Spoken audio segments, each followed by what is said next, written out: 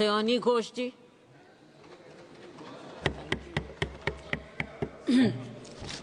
Namaskar, Madam. I thank you and my leader, Mamata Banerjee, for giving me an opportunity to speak today. And after 22 months of demanding, protesting, criticizing, shouting, the government is finally compelled to discuss Manipur, and under what circumstance? When democracy is officially dead in a state of this largest democracy. They are forced to debate on Manipur today because President's rule has been imposed in the state of Manipur. Madam, Manipur के मुद्दे पर पिछले 22 महीनों में विपक्ष ने लगातार सवाल उठाए। कभी चर्चा ना होने पर हमने वॉकआउट किया, तो कभी मकर द्वार पे धरना दिया। लेकिन हमें सबसे ज्यादा उम्मीद जिनसे थी हमारे आदरणीय प्रधानमंत्री जी, ना उनके मन में मणिपुर के लिए कोई जज्बा दिखा और ना ही उनके बातों में मणिपुर का कोई जिक्र उठा। 600 दिनों से ऊपर चल रही एथनिक वायलेंस मैडम, 240 से ऊपर मणिपुर के भाई और बहनों की मौत, 1500 से ज्यादा जख्मी लोग, more than 5,600 arms, 6.5 lakhs rounds of ammunition looted from police armories, करीबन 68,000 इंटरनल डिस्प्लेसमेंट, 13,000 से ज्यादा स्ट्रक्चरल डैमेज, कई लापता लोगों की डायरी, लगातार दहशत की खबरें, फिर भी सरकार ने अपनी चुप्पी मणिपुर पर नहीं तोड़ी। Madam, in the past 22 months, every individual has taken to the streets of Manipur protesting and demanding peace. The apex student body of the Northeast staged a protest against the Prime Minister and the Home Minister for their failure to handle the crisis. The Indigenous Tribal Leaders Forum, the Kuki Front, organized a mass rally alleging that the central agencies were cherry-picking in order to appease the majority community at the expense of the minorities. Madam, कल तक Meitei community के महिलाओं ने protest stage किया और home minister को अर्ज किया कि आप जाएं और मणिपुर में शांति लाएं। अध्यक्ष महोदय, कम्युनिटी चाहे कोई भी हो, मणिपुर के लोग हमारे अपने लोग हैं और हम आपसे बस यही कहना चाहते हैं कि whether you like this fact or not, Manipur इस देश का ही हिस्सा है।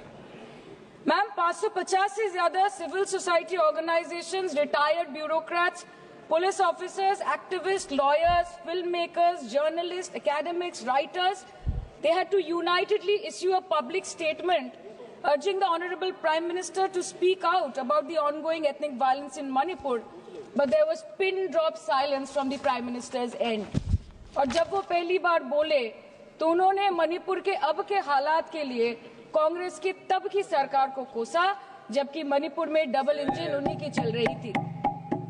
Sir, only a few empty words were spoken by the Prime Minister and not even a single substantial step was taken by the central government to handle the Manipur crisis. It was the widespread reporting of this shameful incident of public humiliation of 2 tribal women which led to the judicial intervention of the Supreme Court demanding accountability from the state government. And unfortunately, the United Nations too raised alarms about the blatant abuse of human rights in Manipur, citing reports of extrajudicial killing and sexual violence. What is the point? What is the point? What is the point of discussing Manipur, madam? What is the point of discussing the budget of Manipur? Manipur has experienced higher inflation rates every month since violence broke out in the state. 70% of Manipur lives in the villages with a monthly inflation rate of 10 to 12%, the highest inflation among all states in the country. Youth employment in Manipur is at 23%. मंत्री जी, मणिपुर पर इसी सदन में बार बार बातें रखी गई, नहीं रखी गई, रखी स्पीच रखी गई, गलत बात है। और गृह मंत्री जी भी, प्रधानमंत्री जी भी अपने भाषण के क्रम में वहां की स्थिति को बड़ी स्पष्टता के साथ रखे हैं। इस तरह के बयान करके, गुमराह करके अराजक स्थिति पैदा करने के लिए जो मणिपुर शांति की ओर बिल्कुल बढ़ चुका है, उसके लिए सदन में इस तरह से क्यों बोला जा रहा है महोदय? Budget for healthcare slashed by 23% and 11.5%, and budget for education slashed by 17% and 5.6% in the past 2 years. Budget for nutrition has been cut by 25%. Social security spending for tribal communities have seen a massive cut of 47%. And price rise is bleeding every family dry, no matter what their ethnicity be. What has the Manipur budget demands of grant proposed for reducing inflation and ease supply chain for the network of the state? Approx 6,164 children between 6 months to 6 years, 2638 adolescent girls, 232 pregnant women, 753 lactating mothers are currently living across 325 camps in Manipur.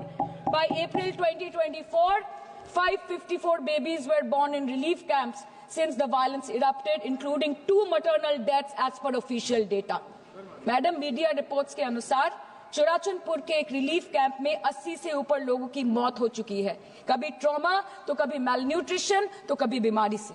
एक 36 साल के नौजवान ने एक relief camp में अपनी खुद की जान ले ली। 665 days of continuous conflict assaulted the well-being of 30 lakh people of Manipur. Youth has no future. Women and children are cramped in the relief camps. Elderly says that they have no hope for the future. आज बंगाल में एक मच्छर भी मरता है तो BJP वाले वहां पे प्रेसिडेंट्स रूल बोल के चिल्लाते हैं, लेकिन जब तक आपके डबल इंजन राज्य में आपके ही मुख्यमंत्री ने इस्तीफा नहीं दिया, तब तक आपको ख्याल नहीं आया कि जिंदगी धूप तुम घनास आया। Madam, my humble question is, if president's rule was the solution, why was it not imposed months ago, when people were continuously dying and houses were set ablaze? After allowing Manipur to burn for months, today you are here with a bouquet of rosy promises. Please remember, Madam, please remember कि फिर नहीं rule जो है 66, 67 and 68 president rule जिसकी ये बात कर रही हैं, वो आइडेंटिकल बिल है जो कि इस हाउस के पास है। प्रेसिडेंट रूल पर डिस्कशन होने वाला है, इसीलिए इनको फाइनेंस बिल पर केवल फाइनेंस की बात करनी है। नो प्रेसिडेंट रूल पर बात होनी है। वो बिल यहाँ है, वो बिल यहाँ है। Madam, after allowing Manipur to burn for months, today you are here offering bouquet of rosy promises. Please remember, फिर नहीं बसते वो दिल जो एक बार उजड़ जाते हैं गालिब, कब्र कितनी भी सजाओ कोई जिंदा नहीं होता। Please remember this. Madam, this was imposed not to restore peace, but to salvage the BJP's political reputation after months of inaction. This is the truth. This is the truth. प्रधानमंत्री जी ने 2022 जनवरी के बाद मणिपुर में अपने कदम नहीं रखे, लेकिन इस बीच 40 बार इंटरनेशनल और 244 बार डोमेस्टिक ट्रिप्स लगाए। Amit Shah ji, honourable home minister, सिर्फ 2 बार गए। माननीय प्रतिरक्षा मंत्री 1 बार गए। माननीय वित्त मंत्री और पार्टी प्रेसिडेंट तो गए ही नहीं। There's a saying called narrow fiddled while Rome burned, अर्थात आग लगी बस्ती में, साहब अपनी मस्ती में। मैडम, सिर्फ एक ही बात बोलनी है कि पापा दूसरे देश की वॉर रुकवा सकते हैं, but why was not a second given to comfort the people of Manipur? As per Madam, महोदया, यह सदन please don't take it personally, sir. पर खड़ा होकर बोलने का नहीं है, और उनको पता नहीं है कि जब गृह मंत्री जी वहां गए, वैसे क्षेत्रों में गए, प्रधानमंत्री जी के निर्देश का पालन करने के लिए गए, और ऐसे क्षेत्रों में जहां इन लोग कभी जाने का हिम्मत नहीं किया, और वही धरती गवाह है जब वहां इन लोगों के राज्य में जब वहां हिंसा भड़की थी, 10,000 से ज्यादा लोग मारे गए थे। क्या यहाँ सदन को क्यों गुमराह किया जा रहा है? और बजट पर the Home Ministry, the Home Affairs was said that the ministry will talk to both the groups so as to bridge the ethnic divide at the earliest, पर उस ब्रिज का टेंडर अभी तक पास नहीं हुआ। The bridge has not yet been constructed. Mr. Shah visited Manipur on 29th May 2023 and constituted a peace committee under the chairpersonship of Governor of Manipur, but there has been no development since. बाद में देखा गया that the governor उसको जबरदस्ती वहां से हटा दिया गया because she echoed the voice of the people of Manipur saying that Manipur के लोग दुखी है, मणिपुर के लोग अपसेट है। उन्होंने सिर्फ मांगा था कि प्रधानमंत्री एक बार आए और उनसे मिले। इसमें इतनी गलत बात कुछ नहीं है madam. Is this the reason why the government always shies away from discussion and debate? The truth is double engine ran over the people of Manipur. The double engine, your double engine ran over the people of Manipur. And on the other hand, we have our leader, madam. जब कभी भी कहीं कोई दुर्घटना घटी, जब कहीं बस्ती में आग लगी, जब कहीं आंधी उठी, हमारी लीडर वहां खुद जाके खड़ी हो गई। और जहां खुद नहीं जा पाई, वहां पे उन्होंने अपना डेलीगेशन भेजा, चाहे वो हथरस हो या लखीमपुर खीरी, चाहे वो सिंगू बॉर्डर हो या वायनाड या वो मणिपुर हो, हमेशा वो दूसरों की उम्मीदों पर खड़ी उतरी। इसलिए हम गर्व के साथ बोलते हैं, हम गर्व के साथ बोलते हैं, हम गर्व के साथ बोलते हैं कि ये बीजेपी समस्या है, ये बीजेपी समस्या है और दीदी समाधान है। बीजेपी कटी पतंग है, ममता दी पूरा आसमान है, ये बोलते हैं हम। और अंत में मैडम मैं बस इतना ही कहना चाहती हूँ कि आप मणिपुर का बजट बनाए, सप्लीमेंट्री बजट बनाए। इस देश में मंदिर बना रहे हैं, इस देश को मंदिर बनाए, इस देश को मंदिर बनाए। नए भारत में गवर्नमेंट है पर गवर्नेंस नहीं, बजट है पर बचत नहीं, खर्च है पर रोजगार नहीं, बाग है पर बहार नहीं। ऐसे भारत को हम जानते नहीं, ऐसे सरकार को हम पहचानते नहीं। आज माननीय प्रधानमंत्री जी मॉरिशस गए, उनको हमारी तरफ से बड़ी शुभकामनाएं। एक तरफ मॉरिशस है, एक तरफ मणिपुर। मंत्री जी, यस, हाँ, एक्सक्यूज मी, बोलिए। मंत्री जी, आपसे हम रूलिंग चाहते हैं। Madam, this is a gross abuse of the chair's indulgence. This is a gross abuse No, Minister. by an honorable member. No, you cannot. Who is you exceeding, cannot point fingers who at is the chair. exceeding, No, I'm sorry. Who is exceeding the I'm limit sorry. of a debate I'm sorry. on the I'm sorry. You appropriation cannot bill. say that. And I'm she sorry. is I'm sorry, indulging Minister. in This abuse is- of the indulgence No, that the no. chair is showing to her.